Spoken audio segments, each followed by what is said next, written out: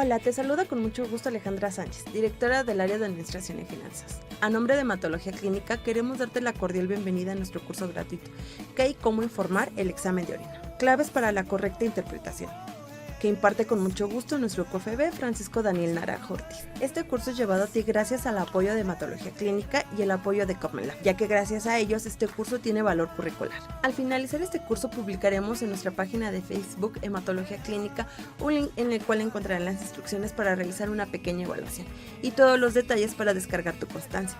Disfruta del siguiente curso esperando que sea de tu agrado. Comenzamos. Uno de los retos más grandes en el laboratorio clínico es el informe de resultados, porque cada laboratorio interpreta, de acuerdo a las actualizaciones que va teniendo, a la cuestión de su entrenamiento, interpreta qué puede ser mejor para plasmarlo en ese informe. Muchas veces olvidándose de quién es quien interpreta esos resultados. Muchas veces olvidándose de que lo más importante no es adornarlo, sino que éste pueda ser bien utilizado. Hablaremos al respecto en este curso, el cual te doy la más cordial de las bienvenidas. Mi nombre es Daniel Naranjo y es un gusto estar contigo el día de hoy hablándote de esto, el informe de resultados. ¿Qué y cómo realizarlo? Enfocado a lo que es el examen general de orina, para que tengamos estas claves para la correcta interpretación.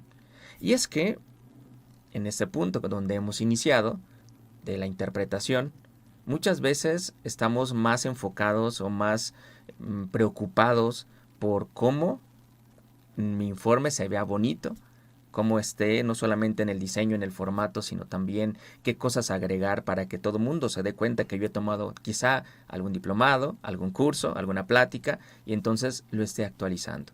Eso es importante, pero también es muy importante tener una base que me diga si esto que yo estoy incluyendo es realmente relevante o no, que me esté diciendo también que esto que estoy incluyendo, cuál es el significado clínico y si no, ¿para qué lo pongo? Sería la pregunta. Entonces, en este curso vamos a tener la oportunidad de ir recorriendo de forma breve, de forma sencilla, todo lo que corresponda al informe de resultados. ¿Qué cosas convendría incluir y qué cosas no? También hablando de cómo hacerlo, porque una cosa es ponerlo en el informe, pero otra muy diferente también es cómo escribirlo, ¿no? Cómo incluirlo. Ejemplo, la parte de los leucocitos, si estos están simplemente como leucocitos en general o si vale la pena hacer la diferencial, lo mismo para los eritrocitos. Entonces, todo ello vamos a hablarlo de una manera, digamos, resumida, porque la intención de esto es presentarte un panorama general a esas tantas interrogantes que tenemos al momento de realizar nuestro examen de orina. Y de esas interrogantes son justamente donde quiero partir, en donde en diferentes foros presenciales, virtuales, están múltiples dudas y es que en estas actualizaciones que vamos teniendo van saliendo múltiples interrogantes y no sabemos cómo abordarlas. Desde cosas un poquito más profundas como el informe de los piocitos, que si tienen o no significado clínico, que si se informan por porcentaje o simplemente se hace esta indicación de su hallazgo. En cuestión de las células epiteliales, pues si solo son así en general células epiteliales o valdría la pena poner sus diferentes tipos como urotelio, escamosas, túbulo renal, cilíndricas, etc. La mucina. Oye, es que yo incluyo la mucina, siempre ha estado en mi formato, pero ¿es realmente relevante la mucina? Pues entonces, para que nosotros tengamos un apartado especial para cada uno de esos parámetros, tendrían que tener relevancia y sobre todo, pues tendrían que ser bien interpretados. Lo mismo para los espermatozoides. Un hallazgo que es muy debatible, un hallazgo que resulta... Bueno, no nos terminamos de poner de acuerdo incluso cuando se pone sobre la mesa si siempre deberían de informarse, si solamente en algunos contextos. Entonces, estas son de las principales interrogantes que al momento de estar procesando nuestras muestras y encontrándonos con estos hallazgos son las principales interrogantes que nos surgen. Y entonces, aquí no vengo a darte solo mi punto de vista, no vengo a darte o a hablarte solamente de mi experiencia, sino hablarte de lo que está descrito en la literatura con respecto al informe de resultados. Y también te he de decir que muchas de esas cosas no están, lamentablemente. Muchas de esas cosas no hay una observación, una nota que nos diga hay que informarlo y hay que informarlo así, sino simplemente lo dejan un poquito más abierto, y allí es donde también hemos de colaborar con nuestra experiencia basada en mucha de la evidencia que hemos leído y también en los aportes que como grupo de trabajo vamos teniendo. Entonces, partiendo de algo que a mí me parece puede ser una muy buena analogía. Imagínense ustedes que juegan al fútbol. Son este delantero que están viendo ustedes en pantalla. Ya saben, aunque no nos guste tal vez mucho el fútbol, todo mundo sabemos que en el fútbol pues gana quien anote más goles, y hay que meter esa pelotita allí en esa portería, y una vez que mece las redes pues ya se cuenta en el marcador. Entonces creo que esa parte es muy sencilla, todo mundo conocemos. Entonces, imagínense que somos este delantero que está allí, ya se ha quitado incluso al portero. Vean que el portero está solamente viéndolo ya, pues tal vez de forma resignada de que pues ya su meta será batida. Pero estando frente a esa portería, pues le quedaría lo más sencillo, ¿no? Empujar la pelota al fondo de las redes. Pero a veces no sucede así. A veces no es que ya se llene de júbilo y ya, todo sea bueno. En ocasiones puede llenarse de soberbia ese delantero, y aquí vamos con nosotros, porque la analogía es con nosotros. A veces nos llenamos un poquito de soberbia y queremos llenarnos de lujo, adornarnos de más, y entonces eso que parecía muy sencillo, solamente empujarla, terminamos fallando, y entonces esas fallas terminan siendo muy lamentables y nos preguntamos si realmente estamos haciendo lo correcto, realmente somos tan buenos. Bueno, digamos que en ese sentido hipotético. Y entonces, llegado a este punto, sería importante que ahora vayamos de esta analogía del fútbol hacia lo que sucede en el informe de resultados. Resulta que muchas veces estamos ya avanzados en ese proceso, donde ya hicimos una perfecta fase preexamen con nuestra capacitación y actualización. La parte de la fase examen también se llevó a buen puerto, un buen examen químico, físico y microscópico. Todo perfecto. Entonces solamente me falta la cerecita del pastel, coronar ese avance que he tenido, todo lo que he hecho bien, aquí que se ha quitado al portero este delantero, y simplemente empujar la pelota, ¿no? Y entonces sí llenarnos de júbilo. Pero en lugar de hacerlo sencillo, solamente empujar la pelota, cuando nosotros en ese informe de resultados vamos poniendo cosas que no tienen un fundamento, hallazgos que no tienen evidencia científica, palabras o tecnicismos que ni nosotros mismos comprendemos y que los médicos tampoco lo hacen, entonces en eso querernos llenar de adornos, estamos errando. Y lejos de llenarnos de júbilo, y con llenarnos de júbilo no me refiero a cantar victoriosos o a sentirnos que todas las podemos, sino que hemos colaborado con nuestros pacientes, bueno, con nuestros médicos, para que nuestros pacientes tengan una mejor calidad de vida, nos sentiremos frustrados, porque eso que estamos haciendo, que prácticamente pensamos que está todo bien, no lo estamos llevando a buen puerto, no estamos firmando esa victoria, no la estamos firmando con un buen informe de resultados. Entonces, lo primero que quiero dejar claro aquí es que necesitamos pensar más allá de lo que en su momento pensamos. Es decir, no solo se trata de mí y de mi laboratorio, se trata del médico y del paciente. Entonces, cada vez que yo esté realizando ese informe, debo de pensar primero en mi paciente, en esa repercusión positiva que espero yo poder contribuir, pero también en el médico, porque al final es él o son ellos quienes interpretan estos resultados, y adornar demasiado, hacerlo demasiado difícil de leer incluso, va a terminar por no llegar a buen puerto, de no cumplir con su objetivo primordial, y entonces todo lo bueno que hicimos lo hemos de echar por la borda, o hemos pues de fallar ese gol claro frente a la portería. Entonces, bien, quería comentar esta parte como analogía que siempre me ha parecido algo que yo he pensado y que espero que te resulte también interesante. Y ahora vamos a hablar de lo que veremos en este curso.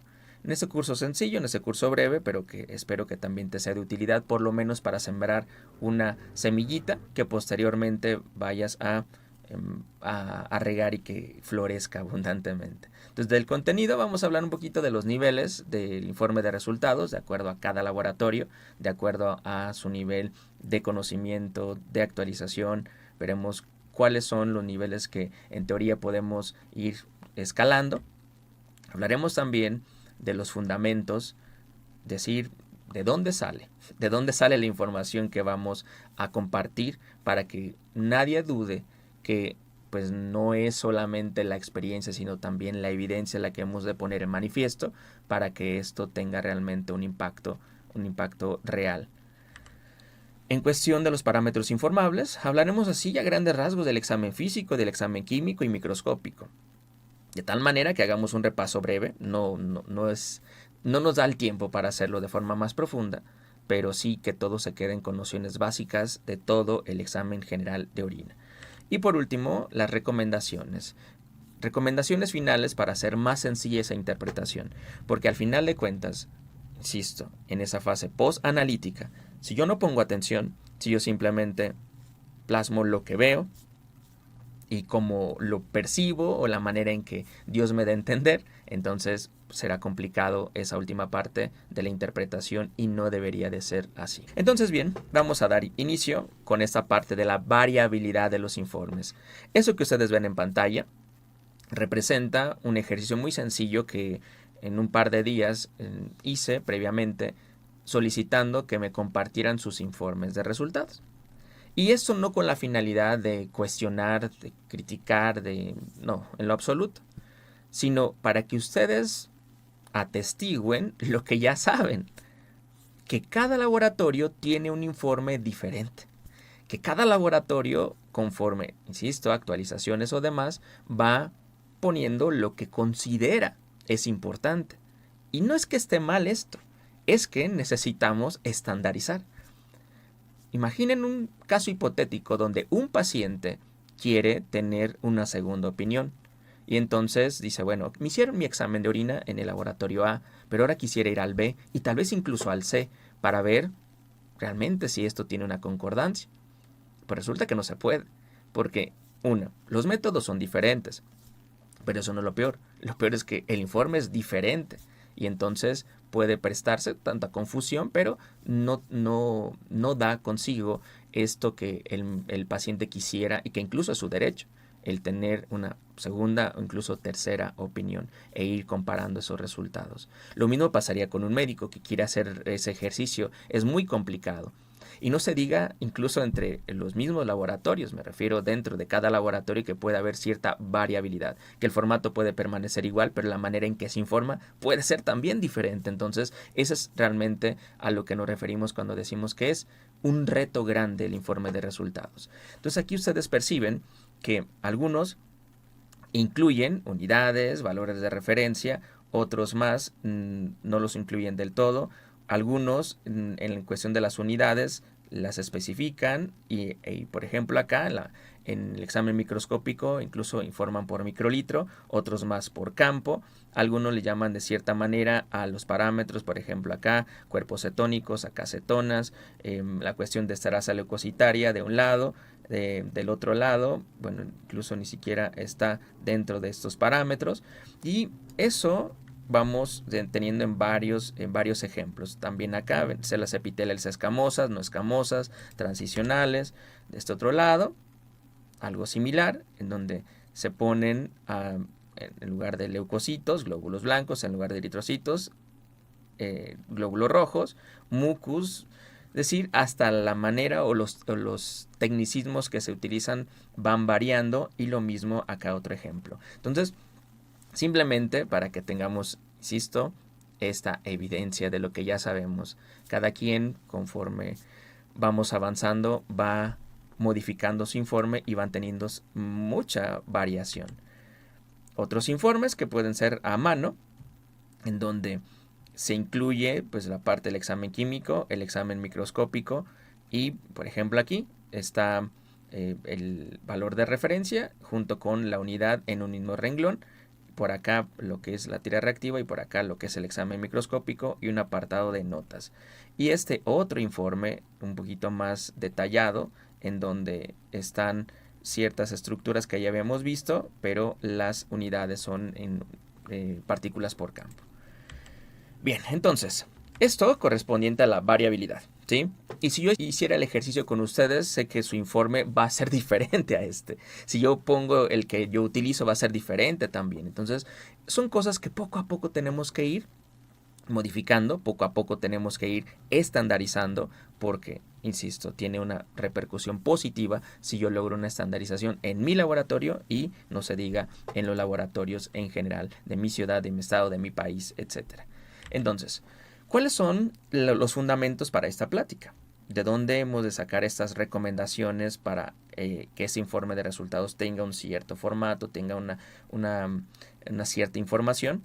Pues de las guías internacionales. No es solamente pues de mi experiencia, bueno, es que Daniel Naranjo en su laboratorio lo hace así, pues no, eso no es suficiente y ni siquiera es importante. En realidad lo importante es lo que aparece en las guías internacionales. De esto, pues entonces tenemos una guía que fue esa revolucionaria en el uroanálisis, que es la guía europea del 2000, que fue esa primera edición, que ya actualmente tenemos una nueva edición de esta guía, la guía del CLCI, la guía chilena y la guía castellano-manchega, es decir, una guía española. Entonces, aquí tenemos ciertas recomendaciones que podemos ir incluyendo en el informe de resultados. Si fuera poco, entonces están estas más actuales, la nueva guía europea, la guía japonesa y esta otra que es justamente parte de nuestro grupo de trabajo, son recomendaciones que nosotros ponemos sobre la mesa y que están también basadas en estas otras guías, en la guía europea, el CLCI, etcétera, y que tiene pues la finalidad de lograr o contribuir a la estandarización en América Latina, sobre todo en donde nos falta justo eso, el ponernos de acuerdo, en homogenizar criterios y entonces basado en esas recomendaciones vamos nosotros a dar continuidad a esta plática. Además de las guías tenemos bibliografía, donde también se incluyen en algunas de ellas un formato de informe de resultados, se incluyen recomendaciones, entonces hay que tomarlas en cuenta, donde está el libro de Strassinger, de Nancy Brunzell, del doctor Giovanni Fogassi, de Josephine Neuendorf y el del Colegio Americano de Patólogos. Entonces, evidencia suficiente, fundamento suficiente para poder hacer o tener allí para estas recomendaciones. Comencemos con lo que es la guía europea. Respecto al informe de resultados, la guía europea dice que debería de tener fecha, hora, la técnica, el instrumento y los datos del operador. Es decir, nos habla de cuestiones básicas que debería de tener. Y que ahí, pues, ustedes saben, quienes están un poquito más adentrados en el tema, que pues no solamente es para el examen general de orina, esto aplica para todos nuestros exámenes. En cuestión de cómo informar, hace una primera recomendación que salta a la vista, que en el examen químico se recomendaría una escala ordinal por cruces y que se puede incluir la cantidad aproximada entre paréntesis. Por ejemplo, una cruz de glucosa, ¿no? Podría ser de 20 a 100 miligramos por decilitro. Porque al final no nos olvidemos que es un método semi-cuantitativo. Iba a decir cualitativo, pero no. Solamente algunas pruebas son quali, como los nitritos. Pero la mayoría son semi-cuantitativos. No son cuantitativas. Razón por la cual le aplica que se informe en una escala ordinal y no con valores absolutos como si estuviera midiéndose. También nos habla de que puede ser de un nivel básico o avanzado en dependencia de esto, de ese nivel que se van teniendo en cada laboratorio. Nos hace la recomendación que el examen microscópico pues sea llevado a cabo por microscopía de contraste de fases o usar tinción en caso de que utilicemos un microscopio de campo claro.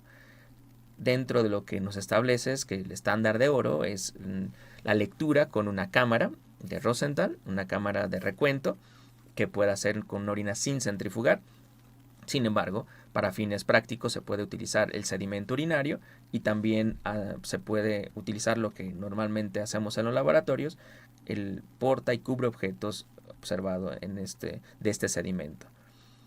El conteo de partículas, siempre que sea posible, hay que contabilizarlas, hay que poner un número. Digo, en la parte de los microorganismos, en la parte de las bacterias, es algo que pues, no es posible, pero sí en las células sí se pueden contabilizar. Entonces, hace la recomendación de que todo lo que sea posible contarlo, hay que hacerlo. Y el número de campos nos incluye esa recomendación que va en dependencia del sedimento.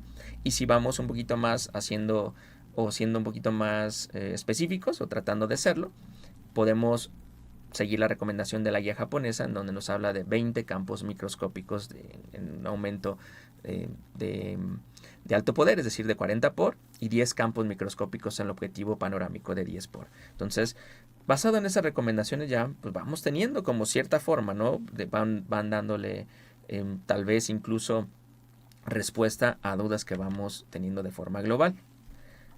La guía del CLSI nos habla de que pues tendríamos que tener resultados reproducibles, y a eso nos referimos también cuando hacemos esta parte de la estandarización. No basta con estandarizar la fase preexamen, no basta con estandarizar cómo analizo mi muestra, sino también debemos de estandarizar ese informe para que tengan esa reproducibilidad. En cuestión de las discrepancias que pueda haber, sugiere que haya un supervisor o alguien que se considere más experimentado en el área que pueda resolver ciertas discrepancias. Ejemplo, hay dos observadores discutiendo, debatiendo sobre esto, si esto es un cristal de cistina, pues entonces alguien debe de decir, bueno, si es o no es, dependiendo no solo a su percepción, sino a lo que hay descrito en la literatura, pruebas de solubilidad, luz polarizada y contexto clínico, que es lo que realmente se sugiere. Y también nos habla de que el informe, para que sea lo más preciso posible, nos podemos respaldar de textos de referencia, de atlas, estos atlas que luego colocamos en nuestra pared, y bueno, algunos carteles que también podrían ser una buena guía. Algo importante es que tenemos que poner dentro de ese informe de resultados valores de referencia, y para poder incluirlos yo debo de saber que mis condiciones no son las mismas que lo que está descrito en la literatura. Y es que cuando, por ejemplo, alguien pregunta, oiga, químico, ¿cuál es el valor de referencia para los leucocitos en la orina? Si nosotros nos basamos en lo que está descrito, puede ser hasta 5 leucocitos por campo, algunos otros dicen 4. Sí, pero ¿bajo qué condiciones? ¿Bajo qué condiciones de estandarización se estableció que eran 4 leucocitos por campo, lo máximo que podría haber para no considerarse una leucocituria? Entonces, tenemos que tomar en cuenta varias cosas que no son tema de esta plática, pero que deben ustedes de saber. Varias cosas desde cómo se prepara el sedimento urinario, qué volumen se coloca de forma inicial, cuánto tiempo se centrifuga la muestra y a qué velocidad, la cuestión de cuánto volumen se deja de sedimento, y que de ese sedimento cuánto es que se coloca entre porta y cubre, y además, ya una vez que se tiene montado esa preparación, conocer que tenemos diferentes características en nuestro microscopio, que hay microscopios que tienen una amplitud de campo baja, como de 18 milímetros, es decir, un campo que es reducido, como acá está, y campos que son más grandes, y entonces en dependencia de la amplitud de campo también serán las partículas que yo puedo observar, y esto también debo de estarlo considerando para tanto mi procedimiento estandarizado como para poder establecer mis valores de referencia. Entonces ya sabemos que cada laboratorio debe establecer sus propios valores de referencia, y acá no es la excepción, y acá hemos de considerar todos esos factores que hemos mencionado y que entonces serán parte importante para yo establecerlos en mi laboratorio. Aquí está otro ejemplo donde aparece esto que es la amplitud de campo y la diferencia entre las amplitudes de campo que tienen los oculares de mi microscopio. Y por acá, por ejemplo, el doctor Fogassi tiene de cada partícula en su libro, de cada partícula, por ejemplo, cilindros, eritrocitos y leucocitos, células epiteliales, cristales, etcétera, tiene en qué magnificación son observados y cuantificados. Si se fijan, todos son en el objetivo de 40 por, solamente los cilindros en objetivo panorámico. En el caso de él no utiliza un objetivo de 10, sino de 16, pero básicamente lo mismo que hacemos en los laboratorios, y aparecen valores normales, valores que ya son considerados pues fuera de rango, una cruz, 2 cruces, 3 cruces, 4 cruces, pero basado en su procedimiento estandarizado. Otra bibliografía aparece lo que para ellos consideran normal y lo que consideran anormal. Y ustedes se fijan, acá aparecen los eritrocitos, que lo normal podrían ser hasta 3 por campo de alto poder, los leucocitos hasta 5 por campo, y fuera de ello pues ya se considera anormal. Y bueno, entonces eso es con respecto a los valores de referencia, que ya vimos que cada laboratorio debe establecer los propios y que entonces deben estar basados en sus condiciones.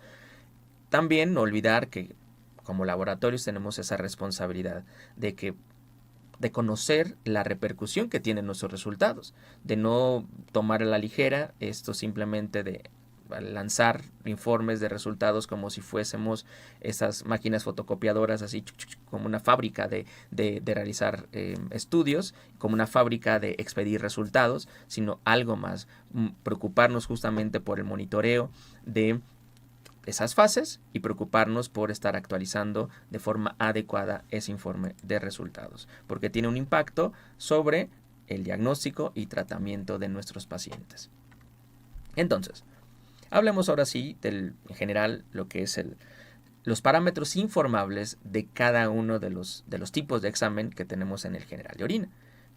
Examen físico, ¿qué es informable y qué no de acuerdo a las guías? Primero, el color. El color es de los únicos parámetros informables y que tienen cierta utilidad. E incluso la guía italiana dice que siempre se evalúa el color, pero que se recomendaría solo informarlo cuando esté anómalo, es decir, cuando no sea el clásico amarillo, sino cuando sea un color naranja, un color rojizo, un color verde, etc. Entonces, ahí está una primera recomendación. En cuestión de el aspecto, yo sé que históricamente lo hemos incluido en el informe de resultados, pero carece realmente de significado clínico. Carece realmente de ese significado clínico porque está correlacionado con la cantidad de elementos formes que se encuentran en esa muestra. Entonces, mientras más elementos formes haya, más turbia es esa muestra de forma macroscópica. Y entonces, si yo voy a informar mi sedimento urinario en ese examen microscópico, ¿qué caso tiene agregar el aspecto? Cuando no hay manera de la examinación microscópica, podría tener cierto sentido y cierta información de utilidad, pero cuando no, que es la gran mayoría de los laboratorios que tenemos junto con nuestra centrífuga, nuestras tiras reactivas, tenemos ese microscopio para leer los sedimentos, no tiene mucho sentido. Entonces, realmente carece de significado clínico y no se recomienda su informe de rutina. Y otros parámetros que puedan ser también evaluables, se puede evaluar incluso el olor, se puede evaluar también la presencia o no de espuma. Todo lo que adicionalmente se puede evaluar no necesariamente es informable. Ejemplo, también de forma macroscópica, el observar fecaluria, el observar neumaturia. Esto podría ser relevante en ciertos casos y entonces se evalúa o se puede evaluar siempre, pero solamente informar en casos particulares. Casos, ejemplo, de lo que estamos mencionando de la fecaluria, donde se ha comprobado que no necesariamente fue a causa de una mala recolección y que por eso se contaminó la muestra con materia fecal, sino que existe la probabilidad de una fístula colovesical, entonces en un informe. El olor, en esos olores inusuales, atípicos, que pueden estar relacionados con errores innatos del metabolismo, allí entraría. Pero entonces, sí, podemos evaluar más parámetros, la espuma también, pero no es informable, solamente nos da una idea, el caso de la espuma, de la posible presencia de albuminuria, que no necesariamente está confirmado por la espuma, que habría de verse con tira reactiva o incluso también con la cuantificación a través del cociente albuminuria-creatinuria. Entonces, es importante que lo tengamos en cuenta. Entonces, el examen físico es de los que menos relevancia tienen, como podrán apreciar, porque de los parámetros incluso que considerábamos de utilidad, actualmente sabemos que no son o no tienen un significado clínico que justifique su informe, solamente el color de forma rutinaria. Y bueno, pues aquí está dentro de lo que son nuestras recomendaciones como grupo de trabajo, el que solamente se informe el color. Ahí están el valor de referencia, que sería amarillo, los rangos reportables y un comentario que sería cómo realizar esa examinación que se hace en el tubo y no en el frasco, en esa orina sin centrifugar, de preferencia teniendo un fondo blanco para que se aprecie de forma más fidedigna ese color. Examen químico. ¿Cómo informar ese examen químico? Ya sabemos que las tiras reactivas tienen normalmente, depende obviamente de la marca, 10 parámetros que pueden entonces ser incluidos en ese examen. Pero ¿cómo vamos a informar? Ya adelantábamos como recomendación de la guía europea que se sugiere una escala ordinal. Es decir, sabemos que se trata de un método semi-cuantitativo y entonces no está justificado el que se informe como esterasa 500, glucosa 1000. No, porque al final eso es solo una estimación. Por eso se sugiere más bien una escala ordinal como la que vimos en cruces.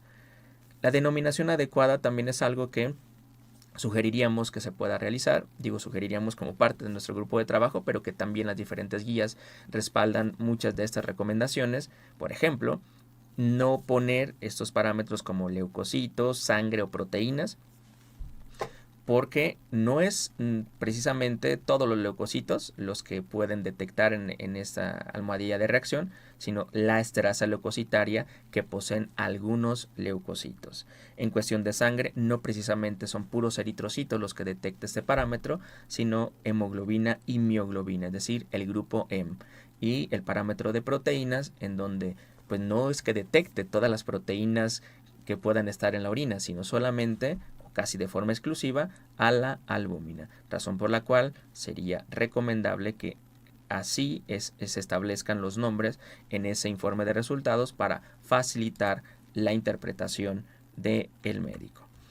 Y bueno, otros parámetros como la bilirrubina y urobilinógeno, en teoría, de acuerdo a esas recomendaciones que mencionamos sobre todo de la guía europea, establecen que bilirrubina y el urobilinógeno no serían informables porque se consideran desde su punto de vista parámetros inútiles.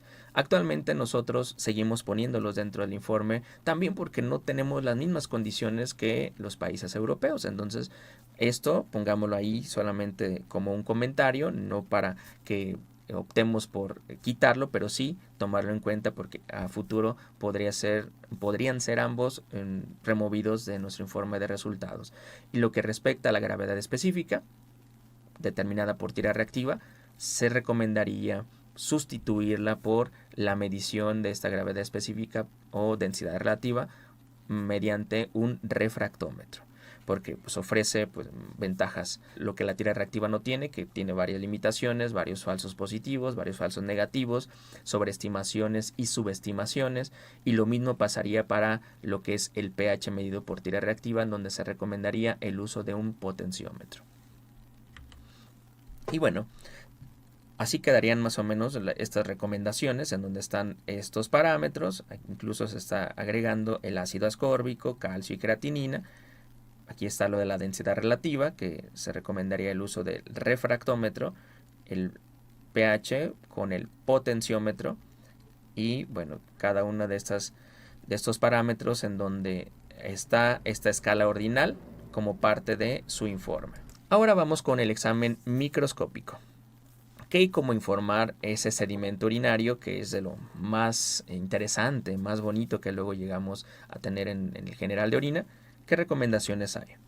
Pues primero, se puede utilizar una escala ordinal o cuantitativa. Una escala ordinal en aquellos parámetros en donde pues, no se pueda cuantificar, me refiero sobre todo a bacterias, en donde no podemos decir que hay más de 100 bacterias, es muy complicado el conteo, sino más bien como escasas, moderadas o abundantes, o una cruz, 2 cruces, 3 cruces. Entonces a eso nos referimos con escala ordinal y pues la escala cuantitativa al número de partículas observadas por campo en donde sea realmente posible este conteo, como cilindros, células epiteliales, células hemáticas, cristales, etc.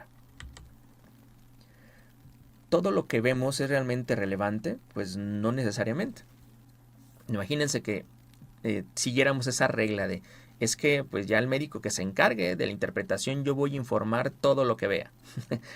Entraríamos en un tema bastante debatible, ¿no? Porque Entonces, ¿dónde queda mi criterio como analista? ¿Dónde queda el no hacer o no procesar una muestra como si fuese una maquinita?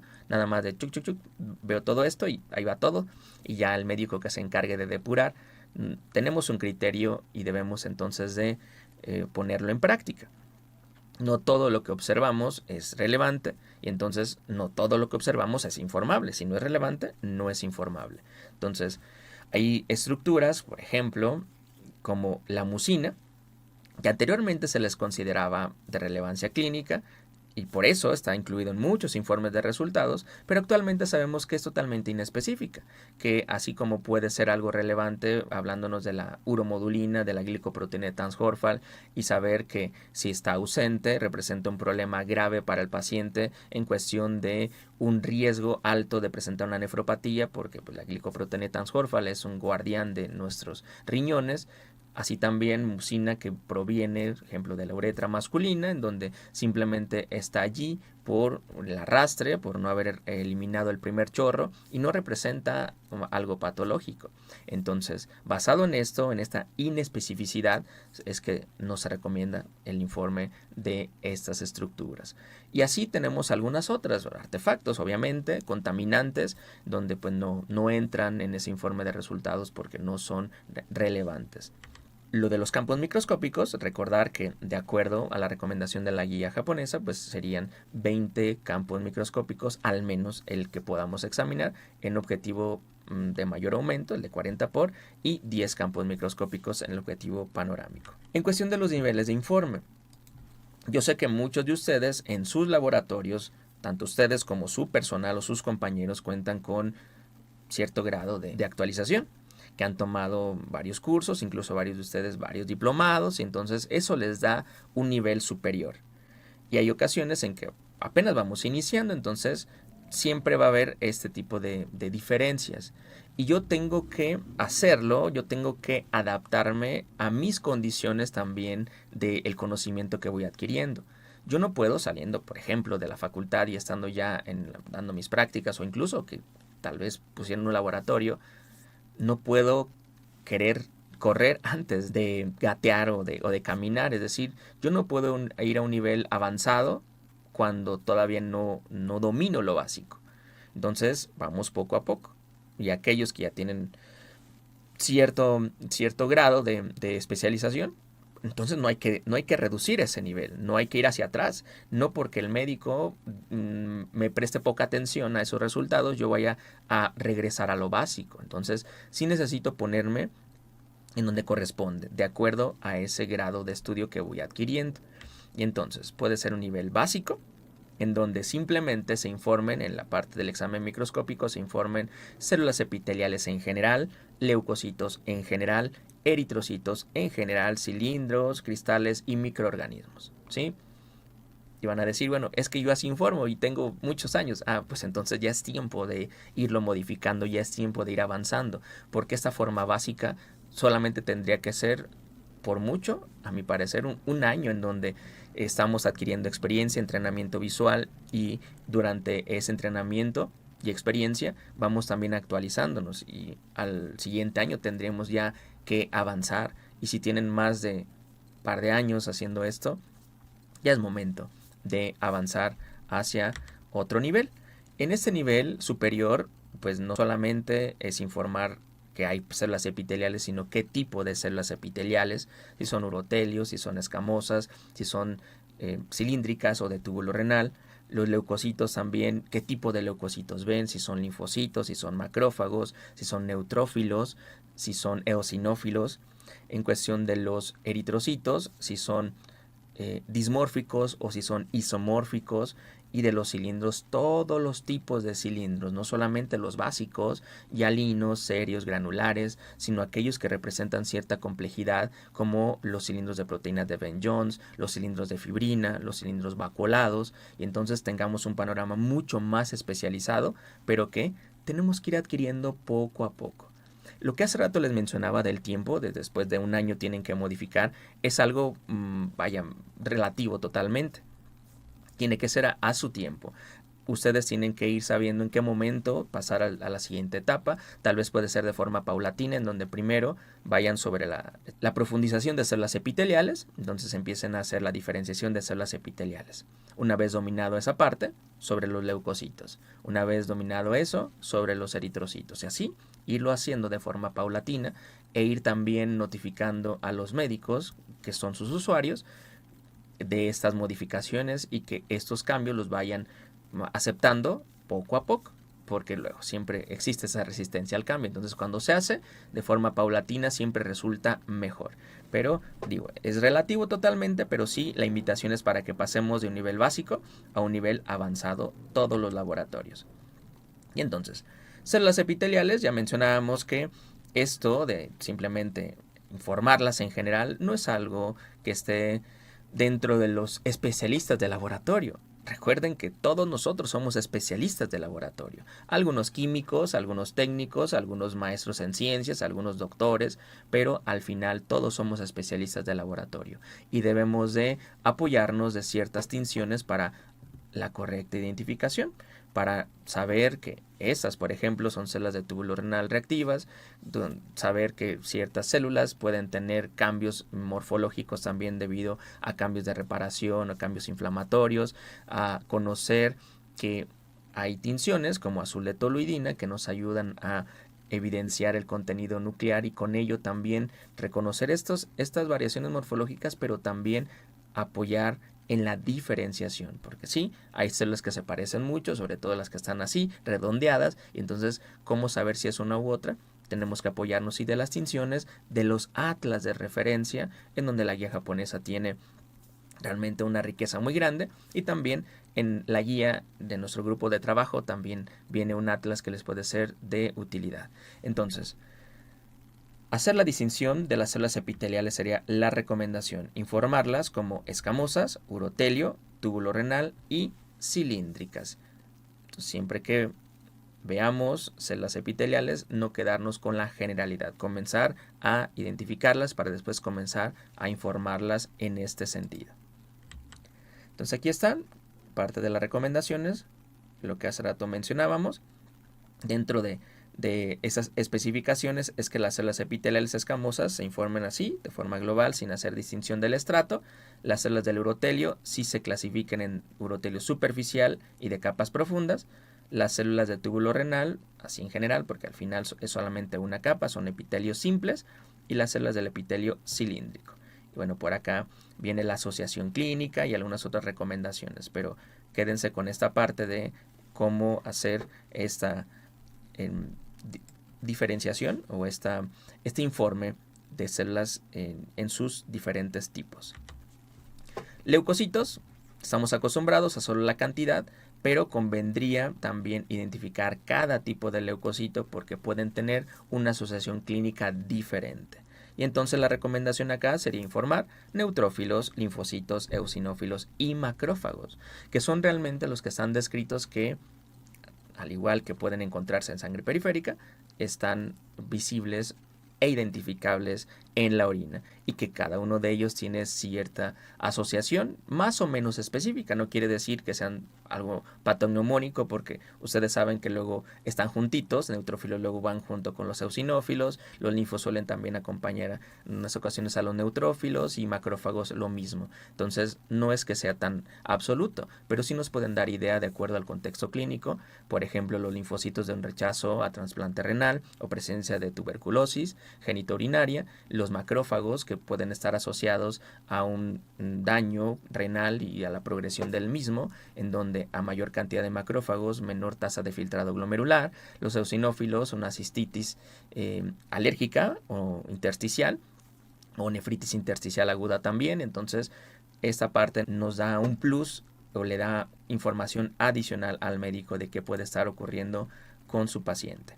Entonces, aquí están los leucocitos en general, en donde más o menos ese sería el valor de referencia, y aquí sí se establece una recomendación con respecto a los piocitos, que son llamados también células de Schilling, leucocitos centellantes, células de Sturgemer-Malvin, etc. Estos no recomendamos su informe porque actualmente no hay evidencia de que haya relevancia clínica. Entonces simplemente se informan como leucocitos del tipo que sean, que normalmente son leucocitos neutrófilos. Eritrocitos, también habituados a informar solo la cantidad de eritrocitos que observamos por campo, pero hacer la diferenciación morfológica entre isomórficos y dismórficos da información del origen de la hematuria, en donde los eritrocitos isomórficos están asociados a una hematuria no glomerular y los dismórficos a una hematuria glomerular. Y los dismórficos, bueno, en general isomórficos y dismórficos, cuando se hace el diferencial, se recomienda informarlo en porcentaje. Y entonces haríamos algo como eso, en donde cada uno de los tipos de eritrocito tendría su porcentaje al momento de contar 100 células, cuántas de estas células eran isomórficos y cuántas eran dismórficos. Y de los dismórficos habrá que separar a los acantocitos, que son eritrocitos dismórficos, pero que son, digamos, mucho más específicos de la hematuria glomerular y por eso es que se les hace un conteo aparte. Entonces, sería hacer lo que hacemos de rutina, que es contar cuántos eritrocitos hay por campo, pero adicional hacer un conteo porcentual, en donde yo cuente en esa preparación 100 eritrocitos y establezca cuántos de ellos eran isomórficos, cuántos de ellos eran dismórficos y de esos dismórficos cuántos de ellos eran acantocitos. Microorganismos, bueno, pues no solamente hay bacterias, lo sabemos, y entonces hay que tener presente la fase preexamen para también su informe y cómo incluso agregar alguna nota, porque muchas de estas muestras vienen de mucho tiempo en reposo y donde el crecimiento más bien se dio in vitro y pueden ser motivo de falsos positivos y dar un tratamiento antimicrobiano de forma innecesaria por parte del médico. Entonces es necesario voltear a ver la fase preexamen, también voltear a ver la fase preexamen en cuestión de los datos clínicos, si tiene signos y síntomas, para conocer si eso que estoy observando tiene realmente relevancia o se trata solamente de contaminación de la muestra o una colonización. Y se informarían pues las bacterias, las morfologías que podemos llegar a ver en las bacterias, los hongos, las formas fúngicas que podamos ver en los hongos ahí en la orina y los parásitos. Y entonces tendríamos algo como esto, en donde la morfología bacteriana podría ser cocos o bacilos, que si no estamos muy seguros podemos apoyarnos en una tinción de Gram. Puede ser que tenga una adaptación morfológica y podamos ver bacterias filamentosas, o podamos ver bacterias también filamentosas pero con una protrusión que se conoce en general a estas formas como formas L-bacterianas, que también es una adaptación y que en algunas ocasiones podría estar asociado a resistencia a beta-lactámicos. Entonces ahí está parte de fundamento de estas adaptaciones, que insisto, no es que todas las filamentaciones o formas L sean como tal una evidencia de que hay resistencia antimicrobiana, simplemente son mecanismos de adaptación de las bacterias. Por acá están lo que corresponde a las formas L bacterianas. También, dependiendo cómo las observemos, es decir, a la agrupación que puedan tener, pueden estar de forma planctónica, es decir, aquí cada quien por su lado, formando una biopelícula que, si bien es cierto, morfológicamente no tenemos certeza, o por morfología no tenemos certeza de que realmente sea una biopelícula, pues puede ser una morfología compatible con biopelícula que habrá que confirmarse. Y también en comunidades intracelulares bacterianas, es decir, dentro de las células, estas comunidades de bacterias que pueden representar el motivo de infecciones de vías urinarias recurrentes.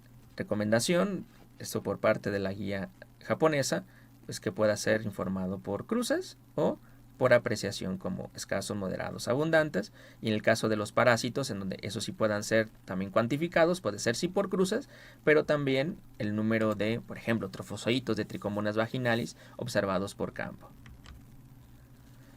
También una recomendación es que tengamos un parámetro, es decir, cuánto es escaso, cuánto es moderado y cuánto es abundante, no de forma arbitraria, sino que sea algo que yo establezca en mi laboratorio. Pueden ser imágenes como esta que yo tenga a la mano para saber en qué momento yo reportaría escasas, en qué momento moderadas y en qué momento abundantes. Y bueno, aquí están las recomendaciones en general de los microorganismos. Aparecen las bacterias, los blastoconidios o levaduras, pseudohifas e hifas en la parte de las formas fúngicas y los parásitos. Bueno, aquí nada más también que no lo mencionamos, las formas fúngicas, sí es necesario especificar qué tipo vemos. Si vemos blastoconidios, si vemos pseudohifas o si vemos hifas. Que en este último punto es debatible porque, bueno, algunos expertos en micología dicen que son pseudohifas las que realmente vemos y no hifas verdaderas, pero hay algunos otros que dicen que sí. Bueno, de cualquier manera, especificar la forma fúngica que vemos, y al menos dentro de nuestras recomendaciones actuales es que sí puedan informarse las hifas en el sedimento urinario. Y los cilindros. Los cilindros, antes de pasar a la parte de cristales, en cuestión de los cilindros, pues no solamente informar los básicos, sino ir más allá. Decíamos aquellos que incluso son poco comunes que se informen, pero no es porque los veamos de una forma tan infrecuente, sino que realmente no los tomábamos en cuenta o pensábamos que eran otra cosa, y entonces si es necesario hacer una correcta identificación. Una recomendación que les puede ser de utilidad es utilizar la tinción Sterheimer, que es bastante buena para la identificación de cilindros. El informe pues incluía todos los tipos de cilindros: hialinos, leucocitarios, eritrocitarios, túbulo renal, etc. Y también algunos de ellos suelen ser mixtos, pueden tener 1, 2 o más componentes, tanto celulares como acelulares. Entonces todo ello es informable. Aquí está cómo es que se recomienda hacer esta clasificación, en donde nuestro grupo de trabajo sugiere una modificación a lo que está descrito en la guía japonesa, donde la guía japonesa dice que para considerarse un cilindro epitelial o de células de túbulo renal se necesitan 3 células de túbulo renal o más. Cuando pues puede ser que el daño esté apenas iniciándose, esa necrosis tubular aguda, por ejemplo. Entonces una sola célula de túbulo renal podría ya considerarse a ese cilindro como cilindro epitelial o cilindro de células de túbulo renal.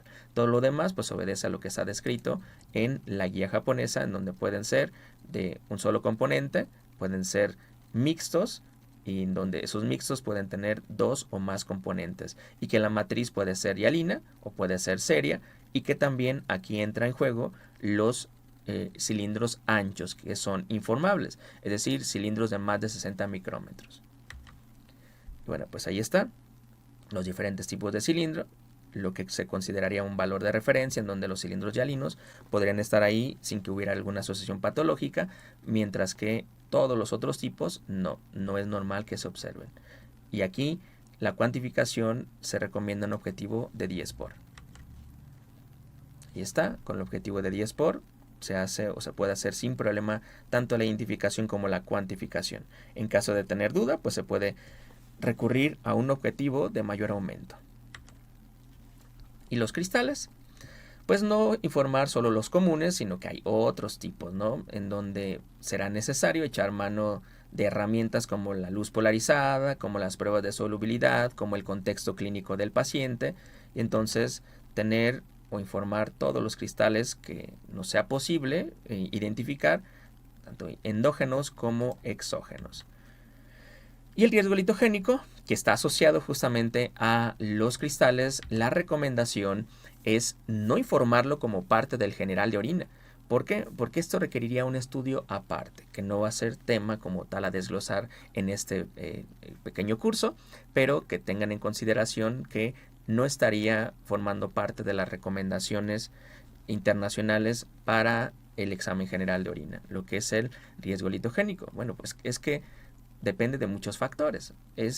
Esto de los cristales es solamente la punta del iceberg, y entonces después lo podemos hablar con más calma.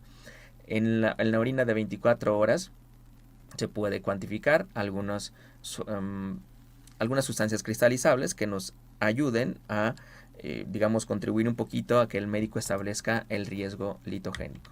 Y entonces, esta parte que les comentaba de que era un estudio aparte, aquí está una referencia en donde se establece, pues, cómo podemos utilizar la cristaluria para poderla correlacionar con el riesgo de recurrencia de litiasis.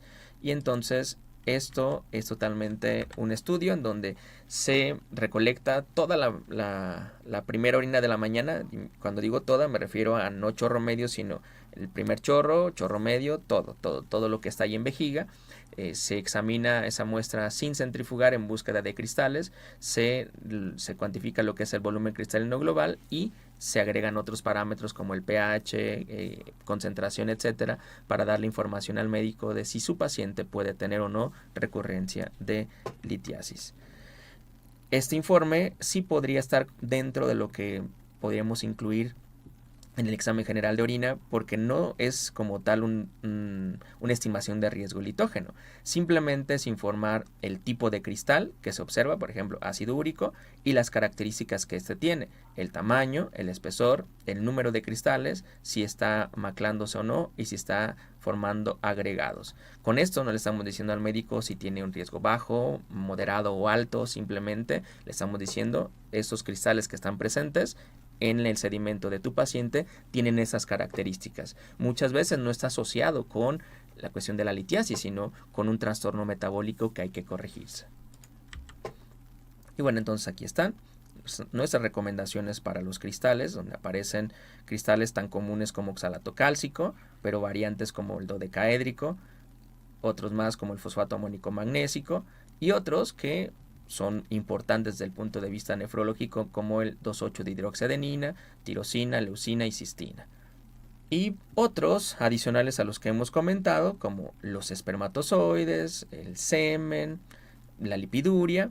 Se necesita tener el contexto también, pero nuestra recomendación es, en el caso de los hombres, tendría que informarse siempre, independientemente de la edad.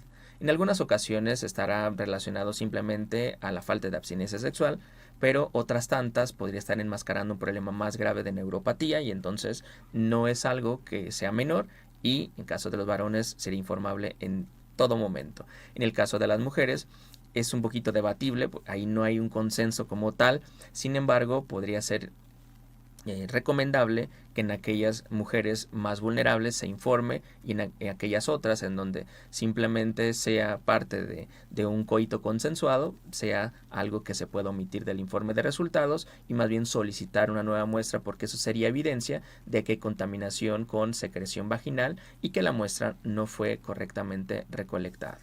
En el caso de la lipiduria, estaríamos ante normalmente un contexto de un síndrome nefrótico, en donde es uno de los signos de ese síndrome nefrótico y es importante el poder confirmar ese hallazgo con luz polarizada, con la tinción de Sudán 3 para poder informar sin que haya un error en esa identificación. Y bueno, aquí está, en cuestión de los espermatozoides. En las sugerencias de ese informe de lo que mencionábamos con las menores de edad o mujeres vulnerables, porque no necesariamente solo las niñas son vulnerables a un abuso sexual, sino muchas otras que no necesariamente tienen esa edad. Y bueno, en general vamos concluyendo con esto, son sugerencias de la guía italiana para que vean de dónde se ha extraído parte de esta información, en donde viene la diferencial leucocitaria, eritrocitaria, de las células epiteliales, etc. Cuestión de la guía japonesa, en donde también aparece la distinción o diferenciación tanto de células epiteliales como de las células hemáticas, de los cilindros, en donde aparecen los vacuolados, los vacuolados de macrófagos, de fibrina, etc. Y cristales e incluso otras partículas como los gránulos de hemosiderina. En la guía del CLSI un poquito más compacta, pero también aparecen ciertas diferenciaciones o cierto nivel de especialización que debemos de tomar en cuenta. Esta guía pues ya tiene sus años, entonces muy probablemente encontremos una guía más actual en tiempo reciente. La guía europea viene también los tipos de leucocitos que hemos de identificar e informar en este informe de resultados, válgame la redundancia, en la parte del sedimento urinario. La guía chilena, que también es muy parecida a lo que está en la guía del CLSI, entonces pues básicamente es un resumen de lo que hemos visto. En el libro de Josephine Neuendorf, en donde se establece todo lo que ya también hemos visto, y aquí el recordatorio del informe de los eritrocitos haciendo la diferencial en porcentaje. Y bueno, así tendríamos este nivel de informe. Entonces, un informe básico del que todo mundo, todo laboratorio clínico consideremos partido, donde las células epiteliales no se hace distinción, tampoco en los eritrocitos, leucocitos, en los microorganismos sí, especificando bacterias, hongos y parásitos, en los cilindros de forma muy básica y en los cristales también. Entonces, el nivel avanzado implicaría que las células epiteliales, digamos qué tipo de células epiteliales vemos, los eritrocitos, qué tipo de eritrocitos vemos e informarlos en porcentaje, los leucocitos, los tipos de leucocitos en neutrófilos, eosinófilos, linfocitos, etc. Y entonces, de esta forma, habremos avanzado y aportado una mayor información para el diagnóstico de nuestros pacientes. Y entonces, el formato puede ir realmente variando de acuerdo a ese nivel de especialización, ese nivel de profundidad de nuestro conocimiento, pero no olvidar un precepto o un consejo que no es solamente de laboratorio clínico, sino de nuestra vida. A veces menos es más. El poner un formato o un informe de 3 hojas, 4 hojas, llega a complicar mucho más de lo que ayuda, y entonces tratar de compactar lo más posible ese informe de resultados, tener esas consideraciones de que debemos de tomar en cuenta a nuestros médicos para esas modificaciones, porque al final ellos son los que interpretan, de que no tenga hallazgos que no me consten, es decir, que contenga información precisa y no que nos equivoquemos al identificar, y que también utilicemos la misma terminología. Basado en ello, entonces, tomemos algunas sugerencias antes de informar, antes de plasmarlo en ese formato. Estoy seguro de lo que identifico, es realmente lo que yo estoy pensando que es, sí es lo que es decir, eso sí es una gota de grasa, no será que sea una burbuja de aire, entonces hay que corroborar. Si yo ya he corroborado, si yo ya he visto que sí efectivamente es una gota de grasa, su informe está respaldado, si la respuesta es sí, lo ponemos. Si a lo mejor vamos con la parte de los piocitos, me consta que es un piocito, pero su informe está respaldado, la respuesta es no, pues entonces ¿por qué lo incluyo? ¿O para qué lo incluyo en ese informe de resultados? Y si hay evidencia de que realmente tenga algún significado clínico, no solamente que aparezca en un respaldo de alguna bibliografía, sino que aporte algo para el médico y que yo pueda responder ante la pregunta de ese médico, que me diga, oye, ¿y qué me quiere decir con esto que me está poniendo en el informe? Entonces, basado en ello, aquí está una sugerencia de formato del Dr. Fogassi, en donde vean que está bastante compacto, viene todo lo que es informable en una sola hojita, de incluso menos de una hoja tamaño carta, e incluye comentarios interpretativos. Y ese sería lo que al final sugeriríamos se pueda realizar. Un formato que contenga los datos mínimos indispensables de nuestros pacientes, que contenga todos los parámetros informables del examen físico, del examen químico y del examen microscópico, incluyendo unidades y valores de referencia de acuerdo a nuestro procedimiento estandarizado, y que además tenga comentarios que ayuden a la interpretación.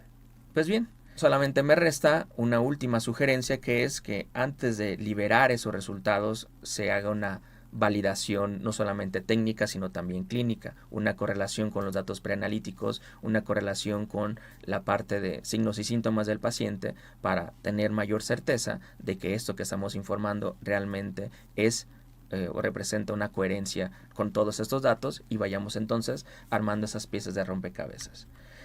Y que al final tengamos algo como esto: dejar de lado nuestros egos, dejar de lado nuestra soberbia, dejar de lado todo, porque no olvidemos que nos debemos a nuestros pacientes. No olvidemos que antes de adornarnos con un informe muy rimbombante, con muchos tecnicismos, necesitamos garantizar que sea bien interpretado, para que entonces estos, que representarían en esos aficionados a nuestros pacientes, estén felices de estar procesando sus muestras con nosotros, que no se equivoquen, o que mejor dicho, no se arrepientan de haber puesto en nuestras manos su salud. De mi parte es todo. Espero de todo corazón que esa información que hemos compartido sea de utilidad. Hemos hecho un recorrido bastante rápido, bastante sencillo, pero considero sustancioso, para tener un panorama general de cómo se podría realizar un informe de resultados, esperando entonces que lo puedan llevar a la práctica. Muchas gracias.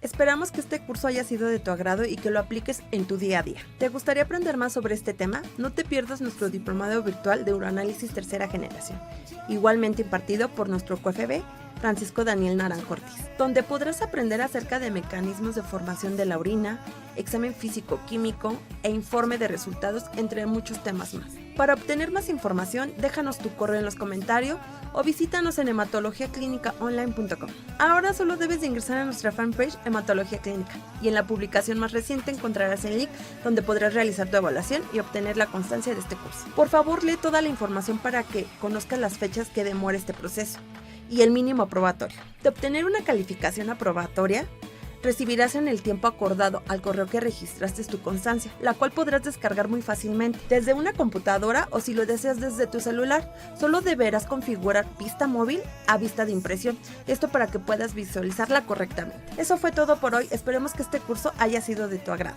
y esperamos contar con tu presencia en los próximos cursos. Por último, síguenos en nuestras redes sociales, constantemente subimos contenido de calidad y ofertas que te pueden interesar. Nos vemos el siguiente mes, hasta luego.